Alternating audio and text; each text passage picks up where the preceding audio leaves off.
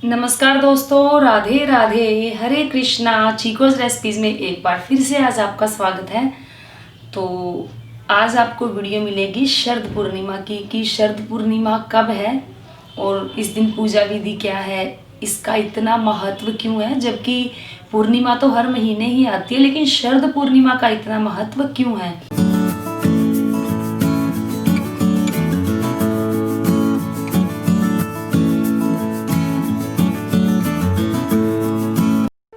Subscribe करें chikoo recipes को और बेल आइकन को टैप करें मेरी हर वीडियो सबसे पहले देखने के लिए। वीडियो तो आपको पहले ही मिल जाती। मेरी मम्मी की तबीयत काफ़ी ख़राब थी, तो मुझे अचानक से अष्टमी वाले दिन पंजाब जाना पड़ा। तो इस कारण से आपको जो वीडियो है वो लेट हो गई है। लेकिन अब मैं कल रात को ही रात के 11:30 पौने 12 बजे के करीब आई हूँ, तो सोचा क्यों ना सुबह जल्दी जल्दी आप लोगों को वीडियो दे दी जाए।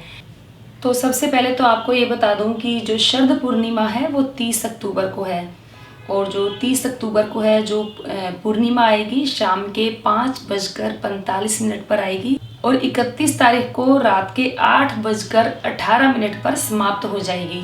और हमें तो जो खीर बनानी होती है वो 10 और 12 बजे के बीच में रखनी होती है, क्योंकि 12 बजे जो चंद्रमा होता है वो बिल्कुल पूर्ण होता है। तो खीर भी तभी रखी जाती है, 10 बजे रखते ताकि 12 बजे के करीब जो पूरी चंद्रमा की रोशनी है पूरी खीर पर पड़ी जाए। तो शरद पूर्णिमा के दिन आपको पता ही है कि खीर बनाई जाती है।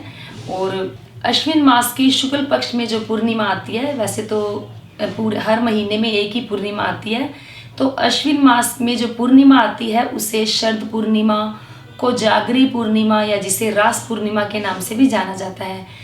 तो कोजागरी पूर्णिमा मतलब कि कौन कौन जाग रहा है। इस दिन जो माँ लक्ष्मी है वो धरती पर विचरण करती है, तो वो देख रही होती है कि मेरे लिए कौन कौन जाग रहा है। और दूसरा इसका नाम है रास पूर्णिमा। तो रास पूर्णिमा इसलिए बोला जाता है कि भगवान श्री कृष्ण ने यमुना नदी के किनारे गोपियों के साथ रास रचाया था, तो इसे रास पूर्णिमा भी कहा जाता है। तो जैसा कि मैंने बताया कि खीर का सेवन किया जाता है, खीर बनाकर चंद्रमा के नीचे रखी जाती है, चंद्रमा की रोशनी में रखी जाती है, तो फिर उसको भोग लगाया जाता है। तो चंद्रमा जो है शरद पूर्णिमा के दिन सभी कलाओं से यानी कि 16 कलाओं से परिपूर्ण होता है। और दूसरा जो चंद्रमा है वो धरती के बेहद नज़दीक होता है। तो जो चंद्रमा में से किरणें निकलती हैं उसमें जो रासायनिक पोषक तत्व होते हैं वो ज़मीन पर यानी कि धरती पर गिरते हैं। तो अगर उसके सामने हम खीर रखते हैं तो जो पोषक तत्व धरती पर गिरते हैं तो उससे सकारात्मकता जो है वो बढ़ जाती है। तो जो खीर हम चंद्रमा के नीचे रखते हैं, जो पोषक तत्व रासायनिक तत्व उस खीर के अंदर आने के कारण हमारे अंदर भी जो सकारात्मकता है वो बढ़ जाती है। और वैसे उसमें औषधीय गुण भी होते हैं। वैज्ञानिकों की तरफ दृष्टि से देखा जाए तो उसमें औषधीय गुण होते हैं, क्योंकि अगर रासायनिक तत्व पोषक तत्व गिरेंगे तो वो पोषक ही होगी और जो हमारी सेहत के लिए बहुत अच्छा होता है। तो जो पहले के बड़े बुजुर्ग थे वो चंद्रमा की रोशनी में यानी कि रात के 12 बजे शरद पूर्णिमा के दिन सुई में धागा पिरोते थे। जो मेरी मदर इन लॉ है वो बताती होती थी, हम चंद्रमा की रोशनी में छत पर बैठकर जो किताब पढ़ा करते थे। और चंद्रमा की रोशनी में शरद पूर्णिमा वाले दिन की बात कर रही हूँ मैं, सुई में धागा भी पिरोते थे।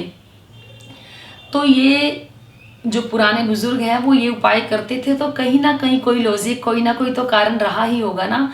तो जो शरद पूर्णिमा का इतना महत्व है, तो वैसे पूर्णिमा हर महीने आती है, आप देखते हैं चंद्रमा की रोशनी कैसी होती है, लेकिन जब शरद पूर्णिमा के चंद्रमा की रोशनी आप देखेंगे तो जो आपका मन है वो भाव विभोर हुए बिना नहीं रह पाएगा। जो उसकी रोशनी की छटा है वो एकदम अलग से होती है, एकदम शांति, शीतलता। और वैसे भी शरद पूर्णिमा से जो शरद ऋतु भी शुरू हो जाती है, ठाकुर जी को हल्के हल्के गर्म कपड़े पहनाने शुरू कर दिए जाते हैं। तो आप भी अगर शरद पूर्णिमा के दिन छत पर जाकर अपने घर के आंगन में जाकर अगर चंद्रमा को निहारते हैं, चंद्रमा को एकटक देखने से कहते हैं कि आपकी आंखों की रोशनी भी बढ़ती है। और अगर आप चंद्रमा के नीचे खड़े होते हैं यानी कि चंद्रमा की रोशनी के नीचे आप खड़े होते हैं तो आपका जो शरीर है वो स्वस्थ भी रहता है और आपको जो तेज, ओज और सुंदरता भी प्रदान होती है। तो चंद्रमा पृथ्वी के बिल्कुल नज़दीक होता है, तो उसी कारण से इसमें जो रासायनिक तत्व, पोषक तत्व आते हैं, तो कहते हैं कि चंद्रमा से अमृत की वर्षा होती है और सभी देवी देवताओं का सबसे प्रिय पुष्प ब्रह्म कमल भी कहते हैं कि इसी रात के दिन ही खिलता है।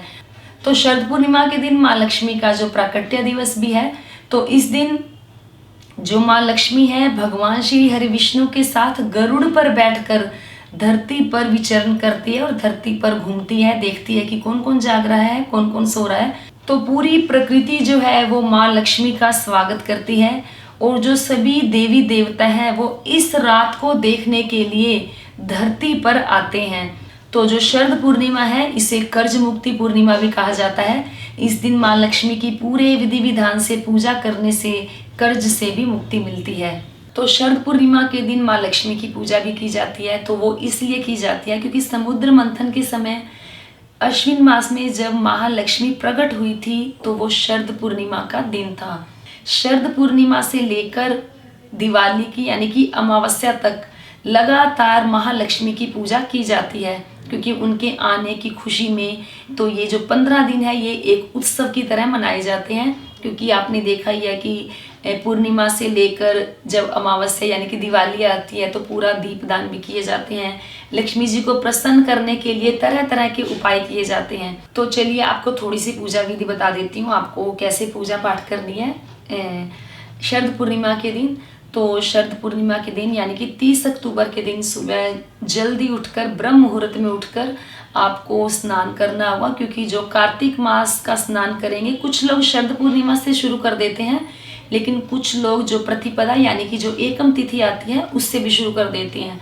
तो ये आपकी इच्छा है कि आपको पूर्णिमा से शुरू करना है या आपको जो एकम तिथि आएगी, प्रतिपदा तिथि आएगी, उससे जो कार्तिक मास का स्नान शुरू करना है। तो सुबह ब्रह्म मुहूर्त में जल्दी उठकर आपको स्नान करना है। उसके बाद आपको लाल या पीले रंग के वस्त्र धारण करने हैं। फिर आपको माँ लक्ष्मी और भगवान श्री हरि विष्णु की पूजा करनी है। उन्हें लाल या पीले फूल अर्पित करने हैं, देसी घी का दिया जलाना है और उसके बाद आपको शरद पूर्णिमा की एक कथा है वो मैं आपको सुना दूंगी, उसकी वीडियो आपको मिल जाएगी, वो आपको सुननी है कथा। विष्णु सहस्त्र नाम का पाठ करना है, श्री सूक्त का पाठ करें और जो लक्ष्मी सूक्त का पाठ है वो भी आप जरूर करें। तो जो माँ लक्ष्मी है वो अत्यंत प्रसन्न होती है। तो आप इस दिन व्रत भी रख सकते हैं। शरद पूर्णिमा के दिन जो लोग पूर्णिमा का व्रत शुरू करना चाहते हैं तो वो शरद पूर्णिमा से ही अपना जो पूर्णिमा का व्रत है वो शुरू करें। और एक व्रत होता है 5 दान 25, यानी कि 5 व्रत किए जाते हैं पूर्णिमा के, 2.5 साल के व्रत होते हैं। तो उसकी वीडियो भी कोशिश करूंगी आपको जल्दी मिल जाए, क्योंकि जो 5 दान 25 की पूर्णिमा होती है वो भी शरद पूर्णिमा के दिन से ही वो व्रत जो है शुरू किया जाता है। फिर आपको भगवान श्री हरि विष्णु की और माँ लक्ष्मी की पूजा अर्चना करने के बाद आपको तुलसी जी में दिया जलाना है देसी घी का, उनकी करनी है परिक्रमा। आप शालिग्राम जी को और लड्डू गोपाल जी को, या आपके पास भगवान श्री हरि विष्णु का विग्रह है उन्हें, आप कृष्ण जी भी हैं तो उनको भी आप जो पंचामृत से स्नान करवा सकते हैं। फिर आपको जो व्रत शरद पूर्णिमा का जो व्रत होता है वो रात को चंद्रमा देखकर ही व्रत खोला जाता है, चंद्रमा को जल दिया जाता है। तो जब चंद्रमा को रात को जल दिया जाएगा तो उसमें आप चांदी का लोटा ले लें, या चांदी का लोटा नहीं है तो स्टील का लोटा ले लें, लेकिन उसके अंदर एक चांदी की अंगूठी जरूर डालें। तो चंद्रमा को जल देकर आपको अपना व्रत खोलना है। तो आपको शरद पूर्णिमा के दिन ही रात को चंद्रमा की रोशनी में खीर रखनी होती है। तो खीर आप बनाएंगे शाम के समय। जो खीर बनाने की वीडियो है वो आपको, उसका जो लिंक है वो डिस्क्रिप्शन बॉक्स में मिल जाएगा। तो खीर बनाने के बाद आप उसके ऊपर एक छलनी ढकें, फिर उसको आपको रखना है चंद्रमा की रोशनी में, जहाँ सीधी रोशनी चंद्रमा की उस खीर पर आकर पड़े। फिर उस खीर को आपको 12 बजे के बाद उठाकर रख देना है। उस खीर को आपको सुबह सबसे पहले भगवान श्री हरि विष्णु को, माता लक्ष्मी को भोग लगाकर फिर उसको प्रसाद के रूप में बांटना भी है और खुद को भी खाना है। तो पूजा करने के बाद आपको इस दिन श्री सूक्त का और श्री लक्ष्मी स्तोत्र का पाठ भी करना चाहिए, तो ऐसा करने से आपको जो कर्ज है उससे मुक्ति मिलेगी। तो शरद पूर्णिमा के दिन अब बात करते हैं कि ठाकुर जी को कौन सी पोशाक पहनाई जाएगी। तो ठाकुर जी को, गोपाल जी को, राधा कृष्ण को जो पोशाक पहनाई जाती है एकदम वाइट कलर की पहनाई जाती है। तो मैंने तो ऐसा भी सुना है कि क्योंकि जो मेरी नानी है वो बताती थी कि वृंदावन में जो चंद्रमा की रोशनी है शरद पूर्णिमा के दिन बिहारी जी के चरणों में जरूर पड़ती है, और जो बिहारी जी है वहाँ वो भी सफ़ेद रंग के जो पोशाक है वही पहनते हैं। तो आप भी अपने ठाकुर जी को, गोपाल जी को सफ़ेद रंग की पोशाक जरूर पहनाएं। तो जो शरद पूर्णिमा है ये एक उत्तम तिथि मानी जाती है और इस दिन सकारात्मकता भी बहुत होती है। तो एक छोटे छोटे उपाय करने से जो हमारी जो बड़ी बड़ी विपत्तियां हैं वो टल जाती हैं। तो आपको विशेष उपाय क्या करने हैं इसके ऊपर भी वीडियो आपको जल्दी ही मिल जाएगी। तो शरद पूर्णिमा की जो पूजा है वो बिल्कुल साधारण है, सरल है, इसमें कोई वो बहुत बड़ा भेद नहीं है। हाँ, अगर आप पूरी पूर्णिमा का व्रत नहीं भी करते तो फिर भी आपको जो शरद पूर्णिमा का व्रत है वो आपको जरूर करना चाहिए।